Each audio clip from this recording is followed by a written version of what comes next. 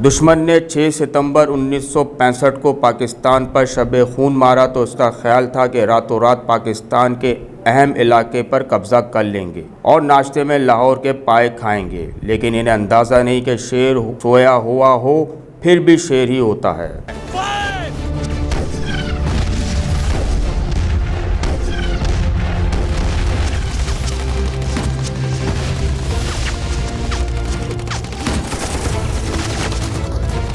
अफवाज पाकिस्तान और अवाम ने मिलकर दीवाने वार दुश्मन का मुकाबला किया। सरों पर कफन बांधकर दुश्मन से भिड़ गए।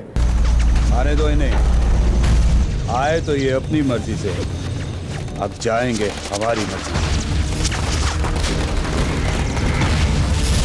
जिस्मों से बारूद बांधकर टैंकों के आगे लेट गए। अवाम ने अपना सब कुछ दिफाए पाकिस्तान के लिए कुर्बान कर दिया और दुश्मन के नाकाम अज़ाइम को खाक में मिला दिया। और आज भी अवाम और अफवाज पाकिस्तान में वो जज्बा पाया जाता है जिसका दुश्मन तसव्वुर भी नहीं कर सकता। यौम दिफा पे हमारा अज़म सिर्फ इतना है कि कमर जावेद बाजवा साहब, हम नौजवान नस्ल को आज़ादी एक दफ़ा इशारा दें, 2 से 4 घंटे में कश्मीर खाली मिलेगा और भारत को हम जवाब देंगे। इंडिया को पैगाम देंगे कि पूरा पाकिस्तान एक है। हम आपस के अख्तिलाफ़ात उस वक्त एक साइड पर रख देते हैं जब हमारा दुश्मन हमारे सामने होता है, और इंशाअल्लाह हम पाक फ़ौज के साथ एक आवाज़ पे निकलेंगे और इंशाअल्लाह LOC की तरफ मार्च करेंगे। 65 की जंग के बारे में उस टाइम पे इत्तेहाद बहुत था, लोग आपस में मजबूत थे, बड़ी मोहब्बत थी पाकिस्तान से। इसकी वजह से ये कि हमने ये जंग इतनी जीती और हिंदुस्तान के छक्के छुड़ा दिए थे।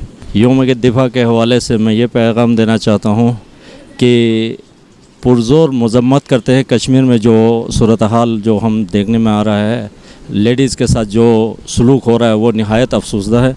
ये क्या है, भारत तो कुछ भी नहीं है। इंशाअल्लाह ताला पाकिस्तानियों का जज्बा और पाकिस्तान की फ़ौजी बहुत है, अवाम तो बहुत दूर की बात है, फ़ौजी माशाल्लाह से बहुत है पाकिस्तान की। अवाम के जज्बात 1965 में जो थे उससे कई गुना बढ़कर आज है। अवाम का कहना है जो भी पाकिस्तान से टकराएगा वो पाश पाश हो जाएगा। कैमरामैन ताहिर दाद के साथ फरहान हाशिम, DNN न्यूज़, कराची।